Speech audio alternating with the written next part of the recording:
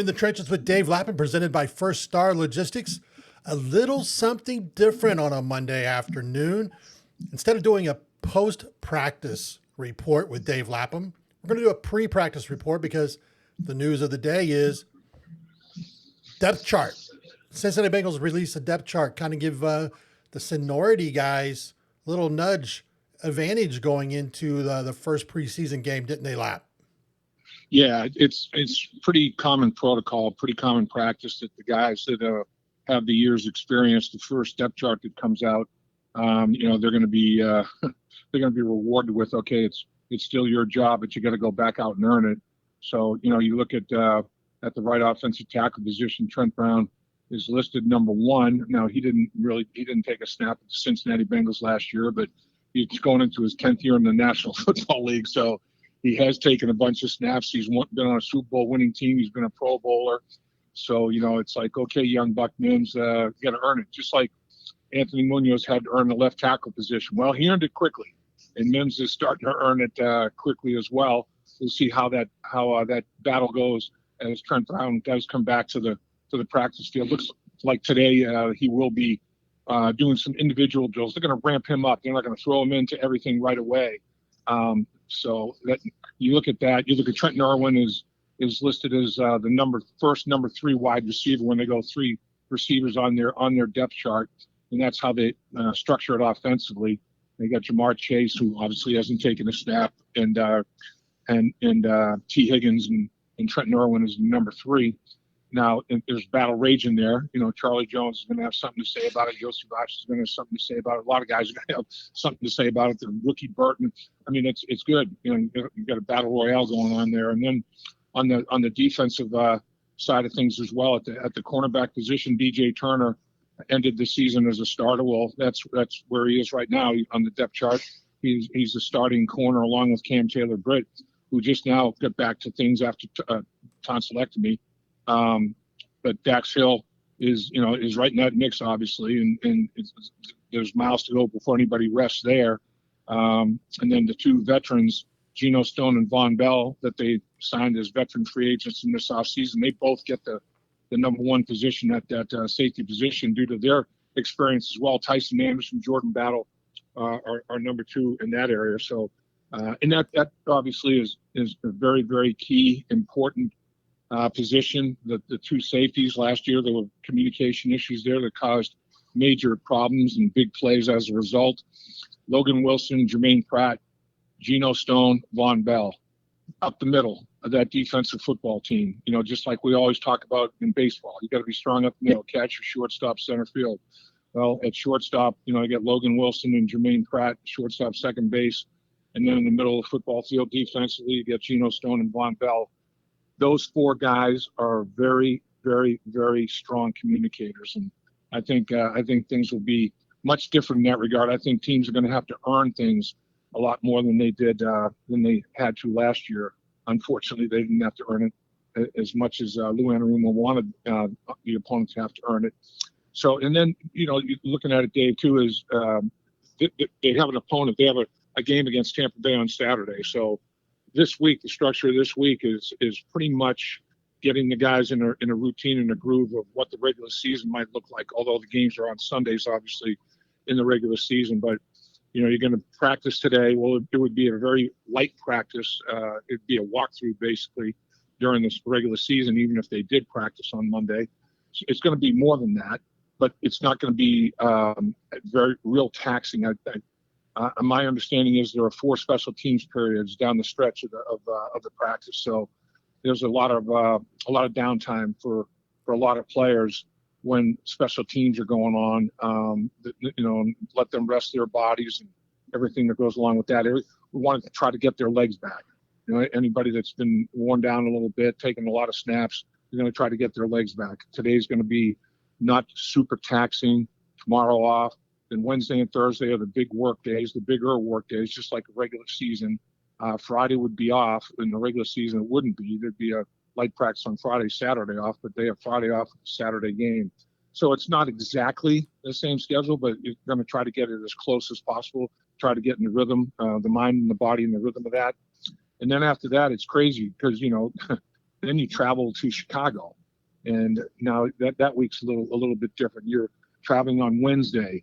You're having pretty intense joint practice on Thursday, and then you have the preseason game. Then the following week it's on a Thursday night.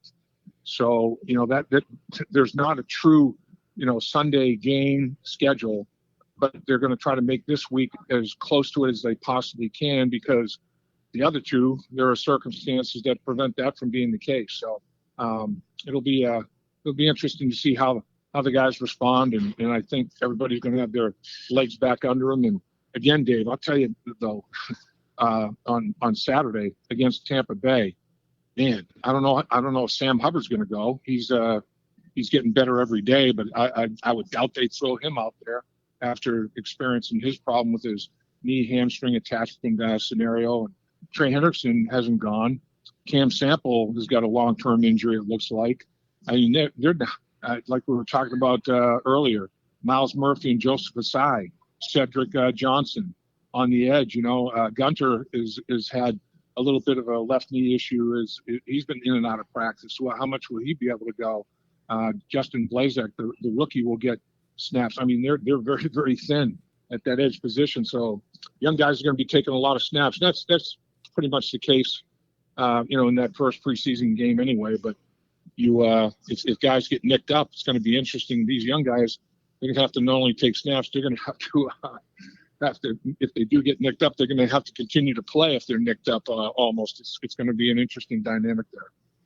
Lap, one of the guys you've been talking about all through camp, listed third team cornerback, Josh Newton, the rookie, but he's been getting reps with the one, so he's been turning some heads.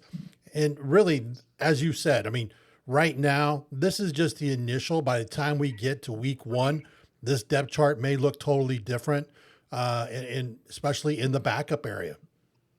Yeah, there's no doubt. I mean, I think this depth chart was made a long time ago, and it has not taken into consideration anything that's gone on in the early stages of training camp.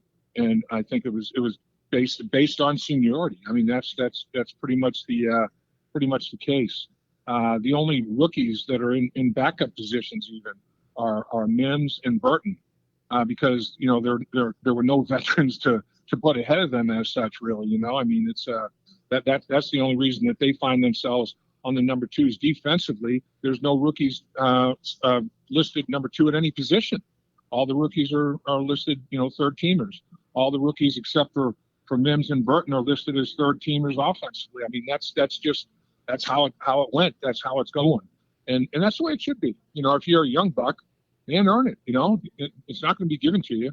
Go out there and earn it. And at the kicker position, Robbins is number one, McNamara is number two, Rako's number three. Well, that makes sense because he was the last one signed. And so that depth chart these depth charts have been made a long time ago, probably printed a long time ago, but just released today. So I don't think, if I'm a player, and I'm sure the coaching staff is telling all these young guys, look, this is a not fait accompli. We notice what you're doing, keep working. We like what you're doing. Stay after it. Don't get your dauber down. Don't worry about who's first, second, third team right now. It's basically meaningless. It's worth the paper that it's written on, and that's how you have to approach it. Because there's no question that on the back end, Josh Newton has got his hands on a lot of footballs. Dijon Anthony has 3 interceptions in the preseason. He's the leading interceptor.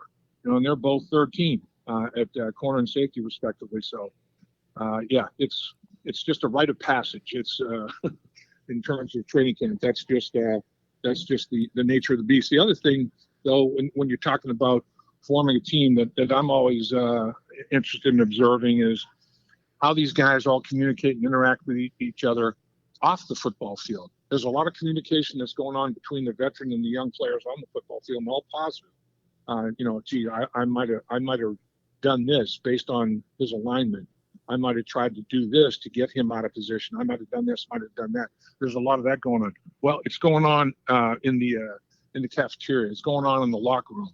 I mean, there's guys are sitting around as a group. Some of it by position group. Some of it receivers sitting with defensive backs. Offensive linemen pretty much are sitting together, old and young. There's a lot of good information being exchanged there. Cornerbacks and receivers, there's dialogue being exchanged there in the locker room and in the cafeteria. Yeah, how did you make such a quick break on that ball? Did I tip something in my route, or whatever the case may be? And there's a lot of good information being exchanged, and that's part of building a football team. And honestly, I think that's why the Bengals believe in scrimmaging against another team, and particularly doing it on the road. That's when a lot of bonding can occur. You're basically staying in traveling together, staying in hotel rooms together. It might not be the exact same rooming pairing as it is in training camp, and that's the good thing about when you watch players in the cafeteria and in the locker room.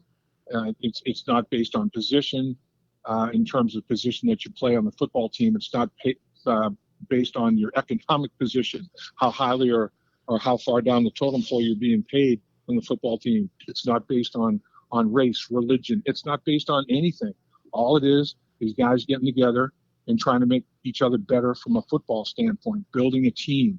And I always think that's just a great example of how different groups of people from different walks of life with different upbringings, different experiences can all unify for the common good of making the team as good as it possibly can be. You're in the trenches with Dave Lapham, presented by First Star Logistics. If you're looking for a career change, be sure to visit firststarlogistics.com to get the latest news on openings in one of the fastest growing companies in Cincinnati, and as Lap and I can tell you, a great place to work.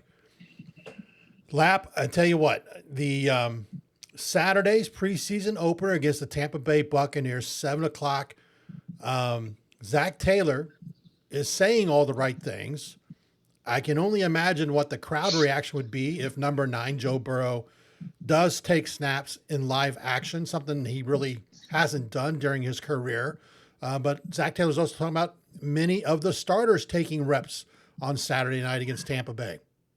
Yeah, I mean, if Joe Burrow's playing, the offensive line is going to play as a group, that's for sure. And a lot of the people that he anticipates throwing the football to are going to play. I mean, they're going to surround him with as many weapons as they possibly can. And basically, if Joe Burrow plays, everybody's going to get some playing time. It's just a matter of how many snaps.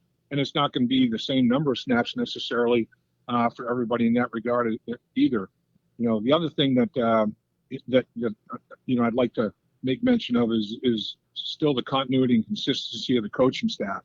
And now they're discussing it. What's the best thing to do, along with Joe, obviously, and other leaders. And that's the thing, the dialogue between Zach Taylor and his players. You've got a leadership committee, and that dialogue is always wide open. And players are heard. It's not just, okay, you talk, I'm not listening. They're heard. There's really good exchanges that are going back and forth.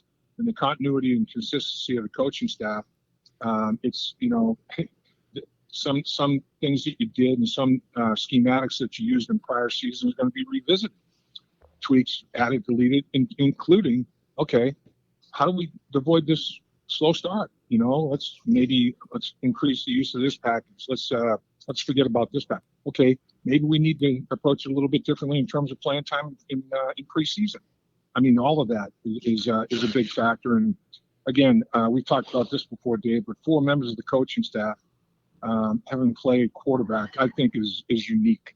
You get the head coach played quarterback, Zach Taylor, offensive coordinator Dan Pitcher played the quarterback position, pass game coordinator Justin Riscotti played the quarterback position, the pass game coordinator, the quarterback coach Brad Craigthorne played for the quarterback position. I mean, I think there's a huge amount of trust and respect with Joe Burrow, Jake Browning, all the quarterbacks, and all of these position coaches. And like we talked about before, I can only imagine the meetings that they have at night. Man, it is high-level dialogue football, because, man, everybody's going to have input.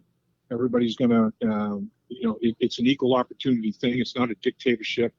It's going to be, what do we think collectively? What do we think as a group? So that's all, I think, a unique scenario with respect to the Bengals coaching staff as well. You have been in the trenches with Dave Lapham, presented by First Star Logistics. do us a favor. Hit that subscribe button if you've not done so already. Also, hit the like button on our videos to help this channel continue to grow, and leave comments. We love comments. And Lap, I'm going to let you go. You got a busy day ahead of you with practice. I know you got some other things you need to get done after practice that people should be watching for, and we'll have some stuff from that as well on In the Trenches with Dave Lapham. And, you know, it's that time of year. A lot of excitement going around, and just not enough hours in the day to cover it all. Yeah, that's true, Dave. Yeah, and tonight is we got a 2-hour show with Sirius XM Radio that covers the National Football League, and this is their training camp tour as such. So they're doing a 2-hour show tonight from 5 to 7. Dan and I are working on that show, and we're going to have I think it's a very enlightening, lengthy interview with Joe Burrow. That one is going to have interest, I think, for a lot of people. We've got Zach Taylor. We've got Duke Tobin will be live with us in the first hour of the show. It goes from 5 to 7. I think Duke's going to be with us at 5:30. We've also got Von Bell, Logan Wilson on the defensive side of it, talking about how important the communication that we were referencing earlier, is. And so it'll be I think a fun time, and we're looking forward to getting that done tonight. So we're working on it. We're getting it together, and showtime starts in a few hours. He is Dave Lapham. You have been In the Trenches, presented by First Star Logistics. Be sure to stay with In the Trenches with Dave Lapham for content all during the week leading up to the opening preseason game against the Tampa Bay Buccaneers. Lap, I'm going to let you go. Until next time, this has been Dave Berk for Dave Lapham. Hooday! Hooday, Dave. Dave Lapham here, and every day I am grateful for my experience to have played professional football. As a player, I realize self-motivation, leadership, and appreciating your teammates are key. At First Star Logistics, you can use those same attributes to create the life you want for you and your family. Build your future by working hard like I did. You'll see results both on and off the field. Call First Star Logistics today and be part of our winning team. Opportunity knocking.